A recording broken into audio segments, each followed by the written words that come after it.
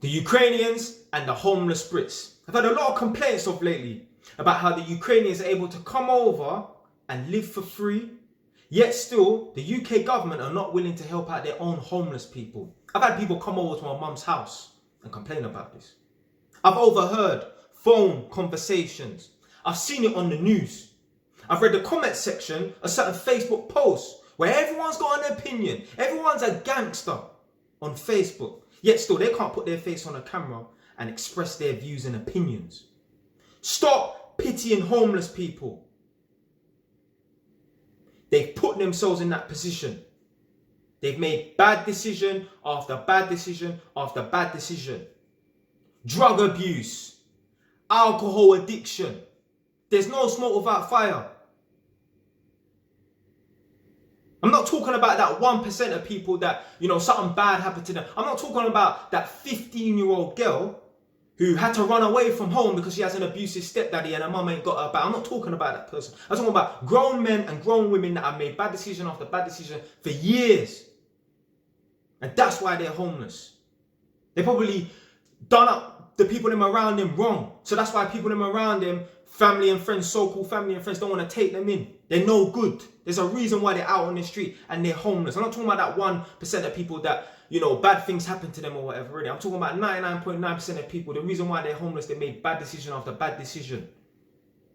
And if you pity them, that says a lot about you, See, that says that you don't understand accountability. Let me tell you something right now. If you ever want to be successful in this world, you have to understand accountability. You need to take accountability, not just for yourself. You need to understand that the reason why certain people are in a certain position that they're in is because they made bad decisions. There's no smoke without fire.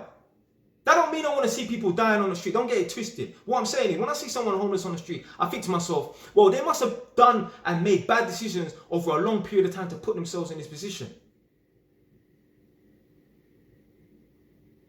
Stop pitying them. Because then what you're going to do is you're going to make excuses for your own shortcomings and that. This is England. This is a land of opportunity. This ain't fucking a third world country, Africa or Romania. That man have opportunities in this country. If you're homeless, that's your own fault. Now, with regards to the Ukrainian people, yeah, they should be able to come over and people house them in their house. Me personally, I'm not going to do it. Nah, I've got OCD. I don't want random people that I don't know living with me. For one, I don't know when they're going to have to leave. For two, they might flex a certain way. I don't flex. Even certain things like how they live, cleanliness and that. I'm not adjusting my lifestyle for someone else. But I will offer an alternative. I think what they should have done with the Ukrainian homeless refugees, you see places like that Excel place that they were doing up in London, E16. During lockdown, I actually got called. They wanted me to go and work there to help with the electrics and that as a supervisor. I didn't want to do it. Somewhere in E16 in East London, they opened up that kind of like emergency hospital for all the COVID patients, and then they end up using it. But I guess prevention is better than cure. It's better to be prepared for it than unprepared. That place where they had all the hospital beds waiting for all the COVID patients and that, they should have put all the Ukrainians there. Do you know why? Everyone's on the same energy. They're all, suffering from the same thing. Put them in the same place, therefore you can accommodate and cater to their needs. Cater to everyone's needs the same. Everyone's on the same energy. Me personally, I ain't taking in no one in my own yard that I don't know. I won't even want to rent.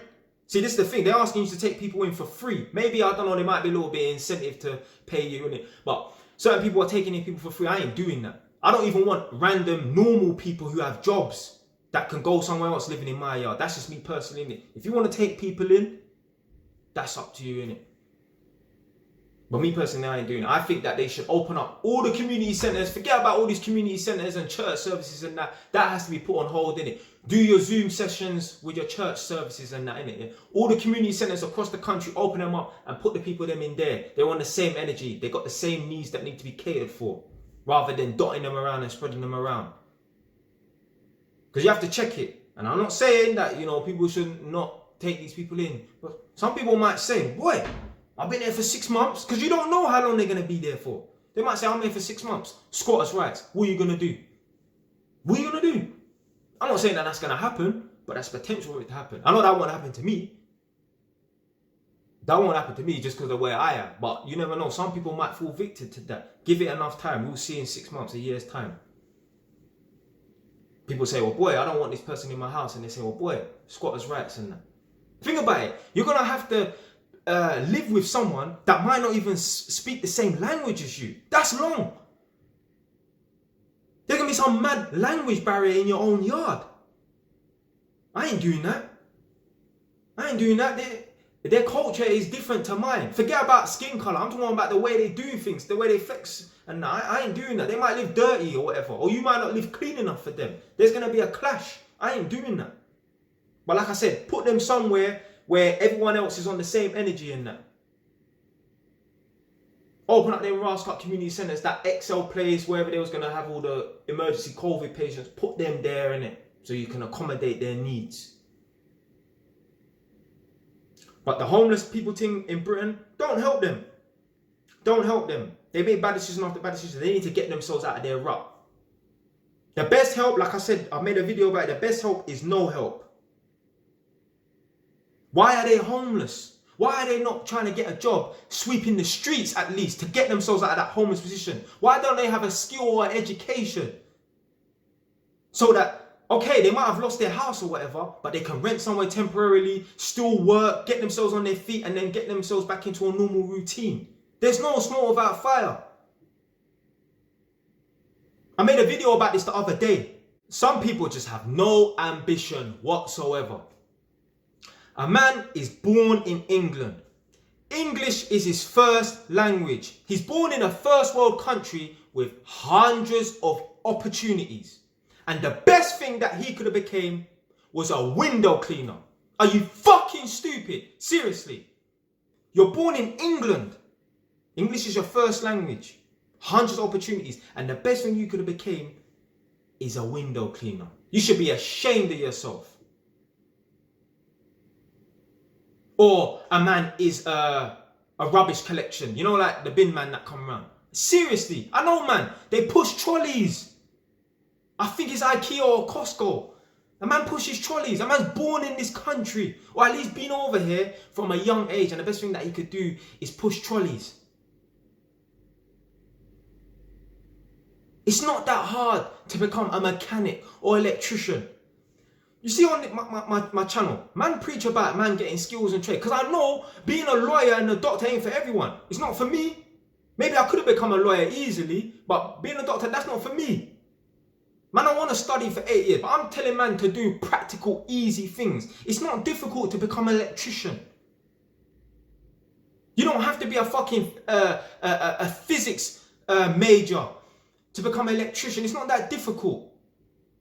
Let alone a plumber or a gas engineer or mechanic. And these men earn 60, 70 grand a year self-employed. If you start your own business, sky's the limit. A man become a window cleaner. Not a window cleaner with a business that employs 10 people. No, a man's just registered a company as a window cleaner and that's it. Now, so I spoke about this in another video, and then when that video comes out, I've spoken about it in more detail, innit? Just look out for that one there, innit? But you should be ashamed of yourself. No skill, no trade, nothing, no education.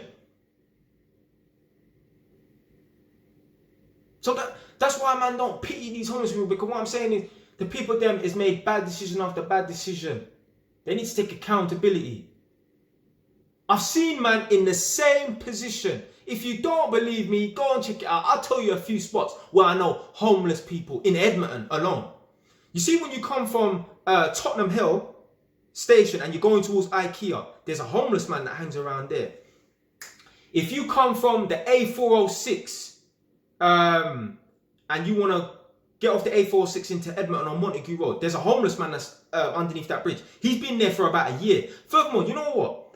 I think that is the same guy that was where IKEA is, you know, to be fair. So yeah, I think it's the same guy. He's moved, you know. There's a homeless man that puts a bed sheet over his head and he walks around at night time and obviously stops the cars and that and is asking for money and that. Man, no bare, there's a lot of spots around Edmonton and that where there's bare homeless people and that. Man, don't feel sorry for this, but I know it's some kind of drug or alcohol addiction. I tell you what, that guy's not no fucking electrician, you know. If he was, he would not be in that fucking position. No way. No way.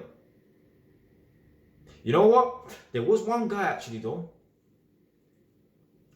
And yeah, this is even backed up what I'm about to say, what I was saying before as well. There was an American banker, or an ex-banker, an American ex-banker in the UK. He's actually homeless now. This guy used to be on 200 grand a year. Imagine, he used to be on 200 grand a year, you're the ex-banker. Do you know why he's homeless? Like I said, alcohol addiction. They literally interviewed him on the street and he was pissed. I don't feel no remorse for him. He let the alcohol addiction get the better of him. He didn't go and get help. Stop feeling sorry for these people, man. They're born in this country. There's opportunities in that. Make something of yourself, man. It's not hard. Anyway, stay wise. Done now.